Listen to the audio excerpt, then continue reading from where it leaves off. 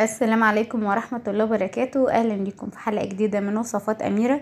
يا رب تكونوا بخير يا حبايب قلبي يا رب، وربنا يسعد لكم كلكم ان شاء الله ويحقق لكم كل اللي بتحلموا بيه. النهاردة بقى عملنا طريقة اللازانيا بطريقة مبسطة خالص. طبعا انتوا عارفين ان احنا قناة كده بسيطة وعلى قدها شوية، بس يعني كبيرة بيكم وهتكبر بيكم بإذن الله. بنعمل فيها وصفات سهلة وكمان فيها وصفات اقتصادية وعلى قد الايد. بنبسط الاكلات خالص. يعني لو عجبتك بقى الوصفة او عجبتك القناة ما تنسينيش بقى باشتراك وتفعيل الجرس عشان كل الوصفات السهلة توصلك اول باول باذن الله.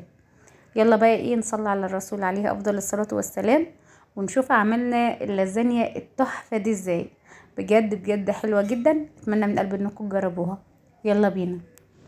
اول حاجة هبدأ بيها وهي اللحمة المتعصجة، وطبعا فيها صلصة الطماطم وتكون سايلة شوية علشان طبعا مش هيبقى فيه سوائل خالص في اللازانيا الا صلصة الطماطم بس. صلصة الطماطم هي اللي هتسويلي اللازانيا.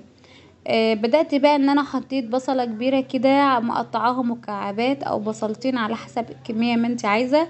وبدأت ان انا مجرد ما هي تدبل معايا كده ولونها يتغير معايا هبدأ ان انا احط لها نص معلقة صغيرة من الثوم المهروس. والثوم ده انا كنت مخزناه وموجود عندكم في القناة بإذن الله، يعني حلو قوي قوي. مستخدمة منه لونه ما اتغيرش ولا اي حاجة. لا حابب بقى يعرف الطريقة موجودة عندنا في القناة. بعد كده بقى لما ريحة الثوم بدأت ان هي تطلع بدأت ان انا اضيف اللحمة. انا حوالي كده ربع كيلو من اللحمة استخدمته. هبدأ بقى ان انا اقلب اللحمة كده كويس خالص لحد اما تستوي معايا ونشوف عملنا ايه بعد كده. اغطي عليها بقى كده واسيبها تستوي زي ما انتوا شايفين. بعد كده محضرة عندي 4 طماطمات كده ضربهم في الخلاط، وكمان معلقة كبيرة من صلصة الطماطم علشان تديني لون حلو كده وتعزز لي اللون بتاعها. بعد كده بقى هضيف البهارات بتاعنا، والبهارات تكون كويسة علشان دي اللي هتعزز لي الطعم في اللازانيا. يعني ضفت معلقة بابريكا وضفت معلقة شطة، حطيت كمان اهم حاجة القرفة. القرفة بتودي الطعم في حتة تانية خالص. وحطيت السبع بهارات او بهارات اللحمة، وكمان حطي حبهان، حطي ورق لورا. وبعد كده بقى بقلب اللحمة بصلصة الطماطم يا دوبك كده بقى تاخد غلوة كده مع بعضها. هضيف لها كوباية مية مغلية، وكمان هظبط الملح لان ما كنتش حطيت الملح. بحط الملح بس في الاخر. انا بحب احط الملح للحمة في الاخر. يعتبر كده بقى خلاص هسيبها بقى كده تغلي مع نفسها شوية. طبعا اللحمة مستوية، انا عايزاها بقى تغلي تمام. خلاص كده هنروح بقى للمرحلة التانية وهي مرحلة البشاميل. عايزة البشاميل ولا يكون تقيل ولا يكون خفيف، عايزاه يكون مظبوط. وكمان المادة الدهنية زي ما انت عايزة تضيفي 3 معالق كبار سمنة تمام، عايزة تضيفي 3 معالق كبار زيت براحتك. هنا بقى ضفت معلقتين كبار من الزيت، وحطيت كمان معلقة كبيرة من السمنة. يعني المواد الدهنية بتبقى قد الدقيق. خلاص كده ساحوا معايا. بدأت ان انا احط 3 معالق دقيق كبار، ولحد اما لونه يتغير كده ويبدأ ان هو يعمل فقاقيع كده زي ما انتوا شايفين. محضرة معايا كيلو من اللبن، وهبدأ ان انا اقلب كل ده مع بعضه، وهبهرهم بشوية ملح وشوية فلفل اسود بس كده. وهبدأ ان انا اقلبهم. لو قدامكم كده اهو شايفين بسرعة كده في خلال 5 دقايق بيكون يعني تقلان معاكي وزي الفل. هبدأ ان انا اقلب عشان ما يبقاش فيه اي تكتلات او اي حاجة. كل ما تقلبي كل ما هيتظبط معاكي. بس اول لما بتلاقيه بقى تقل كده واتظبط معاكي بتطفي النار. هنا بقى خلاص هنروح بقى على طريقة الرص اللازانيا. والموضوع مش محتاج اي افتكاسية ولا اي حاجة، الموضوع سهل خالص وبسيط خالص. زي ما انتوا شايفين هنا كنت بوريكم اللحمة ان انا سايباها بسوائل شوية. يعني سوائل ما تكونش كتير، لا هي حاجة بسيطة كده تخلي اللازانيا تستوي معايا. اللحمه زي ما انتم شايفين طالعه ريحتها حلوه وطعمها بجد كان حلو قوي قوي.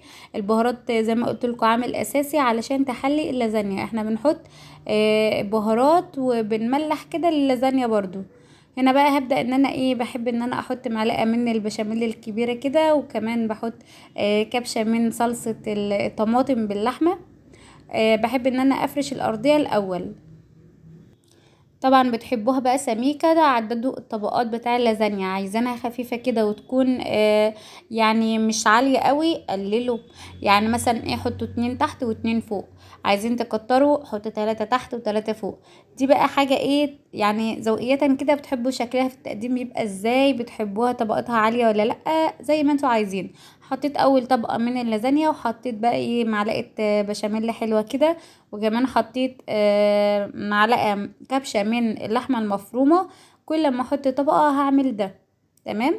انا معاكو خطوة خطوة اهو، بكل سهولة وبكل بساطة. اهو حطيت بقى ايه معلقة البشاميل، وحطيت اللحمة المفرومة، وهبدأ ان انا ايه احط اللازانيا.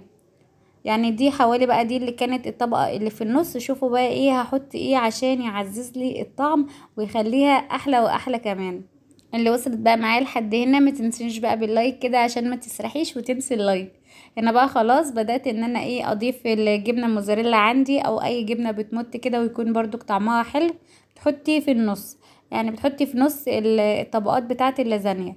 وهبدأ بقى ان انا احط تاني الطبقات اللي فاضلة من اللازانيا.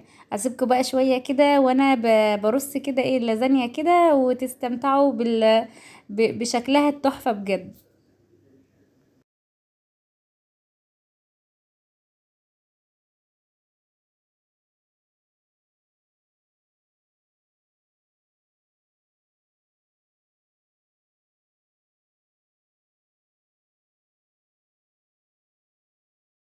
طبعا اي حبهان اي ورق لورا تقابلك شيليه علشان برضك ايه ما يضايقكيش في الاكل. هنا بقى اخر حاجة بدأت ان انا احط صلصة اللحمة كده المتعصجة، وكمان حطيت البشاميل، وكمان هحط في الاخر بقى ايه ال- الجبنة الموزاريلا. وهندخلها في الفرن، نشغل النار من تحت بس لحد ما تاخد وتدي كده، والمكرونة او اللازانيا تستوي معايا، والجبنة تسيح كده شوية. وهبدأ ان انا اشغل الفرن من فوق، من الشواية من فوق، علشان الجبنة لو انتي دخلتيها كده الجبنة هتنشف معاكي ومش هتمط. لا سيبيها تستوي خالص براحتها خالص، وفي الاخر خالص اخر دقيقة كده شغلي الشواية من فوق عشان تضمني ان الجبنة تمط. شايفين طلع قد ايه ما شاء الله، يعني بألف ألف هنا للي هيجربها. بجد حلوة ومش بتاخد اي وقت. قد ايه هي لذيذة وطعمها حلو، وكمان جميلة وريحتها حلوة قوي. ومش هتاخد اي وقت منك، يعني في ثواني كده هتكوني مجهزاها مع حتة مخللة بقى كده، مع بطاطاية تتاكل لوحدها كده اساسا مش محتاجة اي حاجة. هنا بقى كنت بقطعها علشان اوريكم قد ايه شكلها حلو قوي من جوه. طبقات شكلها حلوة كده، والطبقات اللي انا ضايفة فيها بشاميل بدياني كده طعم كريمي وطعمه حلو قوي. عايزاكم تستمتعوا بالمنظر التحفة ده. بجد المنظر كان غير طبيعي. دي بقى تقدميها في العزومات كده تشرفك بجد كده في نص السفرة، تشرفك بجد. اذا كان بقى شكلها في التقديم، طريقة التقديم بتاعها او طعمها بجد حلو قوي. يعني بألف ألف هنا للي هيجربها. شايفين قد ايه كده، يعني متغرقة كده في صوص الطماطم باللحمة كده والبشاميل والجبنة كده سايحة خالص. بجد حلو قوي قوي، وبألف هنا للي هيجربها.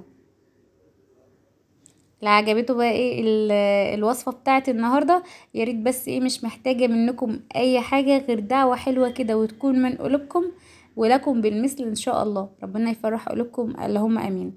شايفين الجبنة قد ايه بتمط كده، بجد جربوها وطعمها حلو قوي قوي ولذيذة. اكلة حلوة كده، وبجد الاطفال دخلت عقولهم بامانة بامانة، عجبتهم قوي بجد. يعني هنا بقى خلاص وصلنا لاخر الفيديو. انتظروا الفيديو الجاي ان شاء الله. لسه مكملين في الوصفات السهلة السريعة وكمان الاقتصادية. كل وصفات ان شاء الله موجودة بإذن الله في القناة. مع الف الف سلامة يا اخواتي، وبحبكم في الله. مع الف الف الف سلامة. سلام.